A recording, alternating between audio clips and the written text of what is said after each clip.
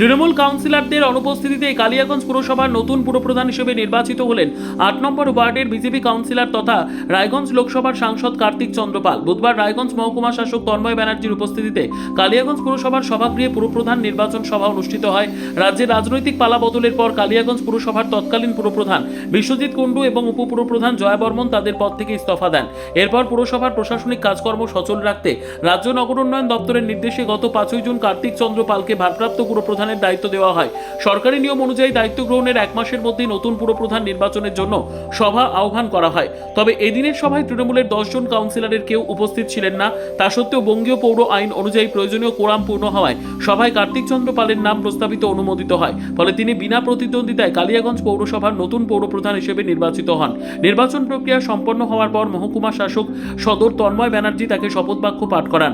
রাজনৈতিক মহলে এই ঘটনাকে তাৎপর্যপূর্ণ বলে মনে করা হচ্ছে, কারণ পৌরসভায় তৃণমূল সংখ্যাগরিষ্ঠ হলেও পুরপ্রধান ও উপপুরপ্রধানের পদত্যাগের পর প্রশাসনিক নিয়ন্ত্রণ বিজেপির হাতে চলে আসে।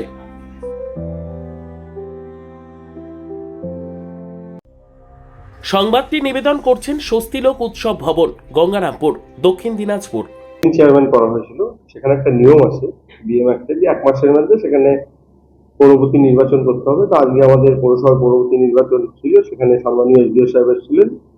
এসডিও সাহেবের পৌরপতি আজকে এই নির্বাচন প্রক্রিয়া সম্পন্ন হলো এবং সেখানে আজকে আমরা সবাই জানে সমস্ত কাউন্সিলরদের আমাদের চিঠি করেছি 17 জন কাউন্সিলরের, কারণ আমরা বিজেপির যে 7 জন কাউন্সিলর তারা উপস্থিত ছিলাম। আমরা অনেকক্ষণ ধরে ওয়েট করলাম, একটা নির্দিষ্ট সময় ধরে ওয়েট করার পর তারপরে এসডিও সাহেব প্রসিডিওর শুরু করলেন।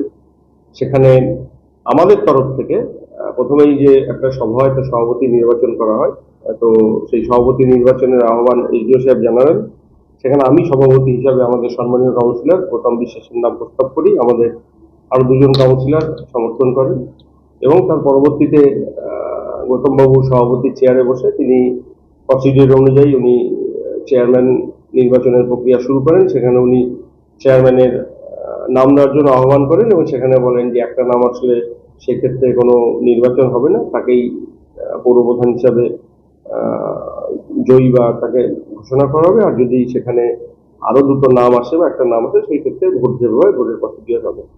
তো সেখানে আমাদের সম্মানীয় কাউন্সিলর বিভাস সাহা আমার নাম প্রস্তাব করে, বাকি আমাদের যা কাউন্সিলর ছিল সবাই আমাদের 11 নম্বর ওয়ার্ডের আমাদের পিয়ালি সাহা, আবার 7 নম্বর ওয়ার্ডের বর্ণালী দাস, 16 নম্বর ওয়ার্ডের নন্দদুলাল সাহা এবং আমাদের